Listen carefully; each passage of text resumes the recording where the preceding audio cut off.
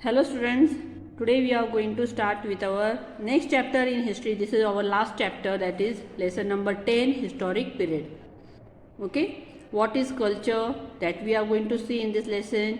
Ancient civilization in river valleys we are going to see. Ancient riverian civilization, Mesopotamia, Egypt, China, Harappa, and also the sports and entertainment of the historic period. Okay, we have seen in lesson 2 that written records are available in the form of inscriptions, manuscripts, books, etc. for the historic period. Historic period में inscription, manuscripts और books ये available है. In all ancient civilization the art of writing was developed. They used fully developed script. In other words, with the rise of ancient civilization, the new stone age came to an end and the historic period began. जब new stone as ये ख़त्म हुआ और historic period चालू हुआ, उसी time से scripts ये फुल्ली डेवलप्ड थे. क्यों? तो हमें हिस्टोरिक पीरियड के इंस्क्रिप्शंस, मैन्यूस्क्रिप्ट्स और बुक्स ये अवेलेबल हुए हैं रिटर्न रिकॉर्ड्स में, है ना. इस वजह से हम लोग ये कह सकते हैं. What is culture? First of all, what we will see, what is culture?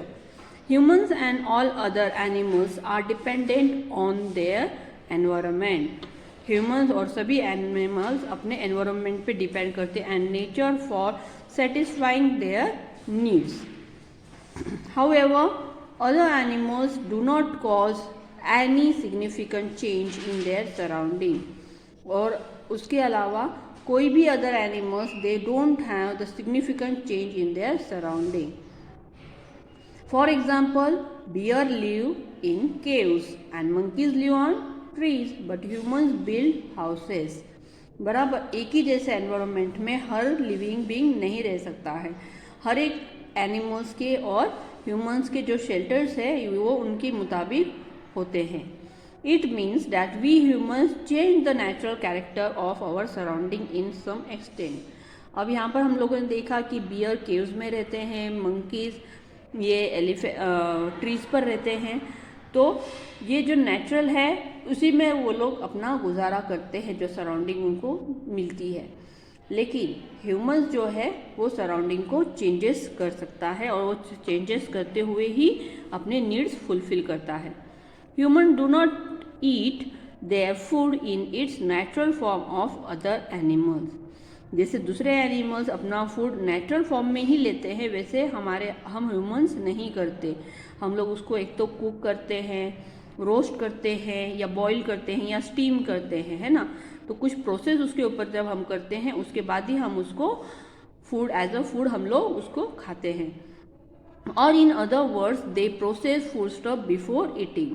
The process many substance is similar manner.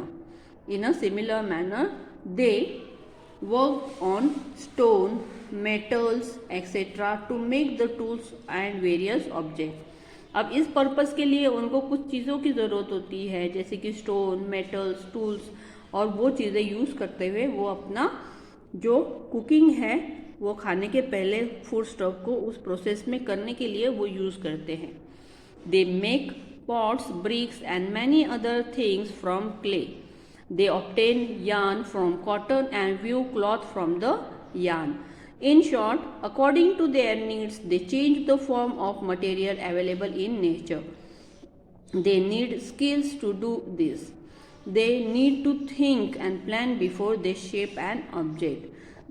Then they have to put in efforts to actually shape it. The tradition of thought, skills and efforts gave rise to various arts. उन लोगों ने pots बनाए, BRICS बनाए, अलग अलग type के clay से बनने वाली चीज़ें बनाई. उसके बाद में कॉटन को व्यू करके उन्होंने क्लॉथ बनाया यान में से. And in short, according the material, जैसे मटेरियल अवेलेबल है नेचर में, they need skill to do this. बराबर उसके लिए एक स्किल की ज़रूरत होती है. हर एक चीज़ जो नेचर में अवेलेबल है उसको हम लोग हमारे लिए यूज़ करने के लिए कुछ स्किल्स हम लोग यूज़ करते हैं और उसको चेंज करते हैं. They need to think and plan before they shape an object. पहले हमें सोचकर और उस हिसाब से प्लान करना पड़ता है किसी भी चीज़ को शेप देने के लिए, कोई भी ऑब्जेक्ट को. Then they have to put efforts to actual shape. पहले तो सोचना पड़ता है, फिर उसके लिए एफर्ट्स लेने पड़ते हैं उसको शेप देने के लिए, और ये जो स्किल्स है इसकी वजह से एक आर्ट का निर्माण होता है। It gives the rise to the art. Every generation handed over the knowledge of the artist skill and tradition to the next generation. हर एक जनरेशन अपनी आर्टिस्ट स्किल और ट्रेडिशन के द्वारा वो अपने नेक्स्ट जनरेशन को वो चीज़ देती है। With the exchange of thoughts and idea language was enrich. इसी वजह से एक्सचेंज ऑफ थॉट्स और आइडियाज़ की वजह से हमारी जो लैंग्वेज है उसके अंदर भी बहुत सारी चेंजेस आए हुए हैं।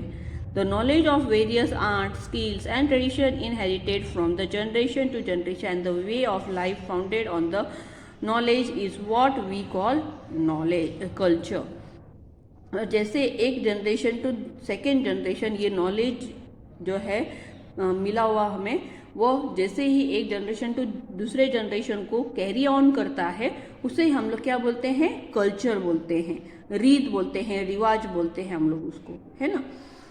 अब हम लोग देखेंगे 10.2 ancient civilization in river valleys. River valleys के अंदर एंशियंट सिविलाइजेशन हम लोग देखेंगे। Cultures which flourished in the new stone age were based on an agriculture. जो भी स्टोन एज के टाइम पर जो कल्चर फ्लरिश हुआ था वो ज़्यादातर काय पर डिपेंड है, एग्रीकल्चर पर। Fertile soil and constant water supply are essential for growing the crops. Naturally, people in the New Stone Age established their village settlements on the banks of various rivers.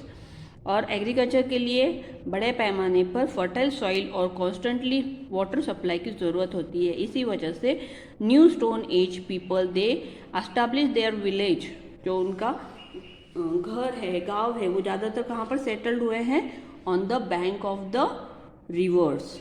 The New Stone Age culture flourished along the river bank. New Stone Age culture ये ज़्यादातर river bank पर ही flourish हुआ है।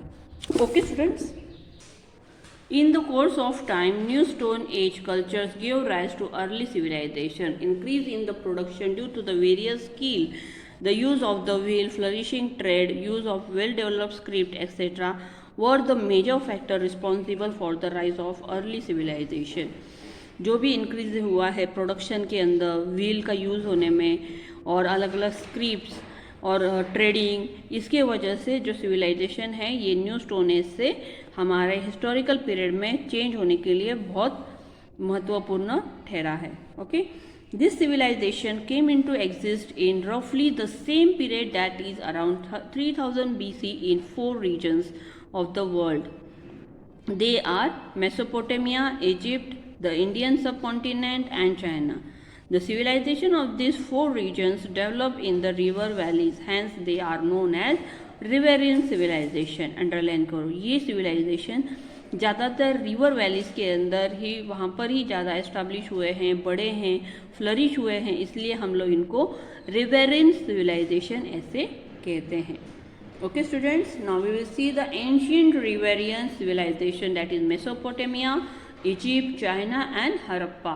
Okay, उनके बारे में हम लोग अब देखेंगे। Mesopotamia is the name of a region that not of one particular country, it means the land between the 2 rivers. ये किसी एक कंट्री के बीच में नहीं है, बल्कि ये लैंड है बिटवीन 2 रिवर्स, 2 रिवर्स के बीच का land. Okay, Ancient Mesopotamia was the land between the 2 rivers Tigris and Euphrates. Underline कीजिए आप इसको। Ancient Mesopotamia ये एक लैंड है जो कि 2 रिवर्स के बीच में है, और वो 2 रिवर्स के नेम क्या है, tigris and Euphrates. These 2 rivers mainly flow through Turkey, Syria and Iraq. Ancient Mesopotamia had great cities like Uran, Nippur, etc. These cities were home of very prosperous culture. Underline करो, ये वाले cities में एक prosperous culture बना था। Okay, मतलब हर चीज़ बहुत ही आसानी से और बड़े पैमाने पर वहाँ पर थी। पॉपुलेशन बहुत कम था, वाटर अच्छे होने की वजह से, यूज़ ऑफ वाटर उन्होंने अच्छे से करने की वजह से हर चीज़ ये बहुत ज़्यादा थी, प्रॉस्परस थी, है ना। अब हम लोग इजिप्ट के बारे में देखेंगे। The river Nile flow through the eastern part of the Sahara desert in the north of Africa. One of the ancient civilization flourish along this bank.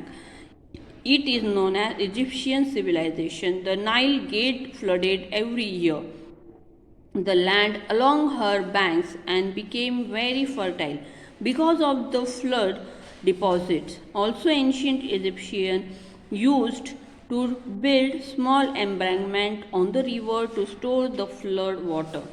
After the soil in the flood water settled to the bottom, the water was used for irrigation.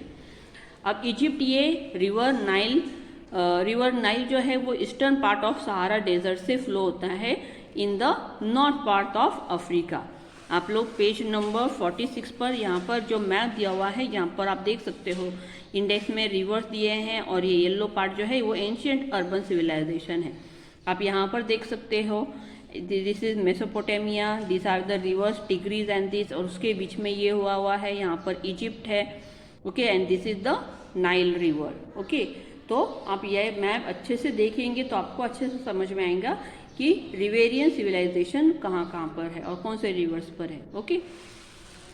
अब हम लोग देखेंगे the Nile get flooded every year, मतलब Nile ये हमेशा पानी से हर साल ये फ्लड होती थी। फ्लड होना मतलब क्या, वहाँ पर बहुत ज़्यादा पानी अवेलेबल था, ओके।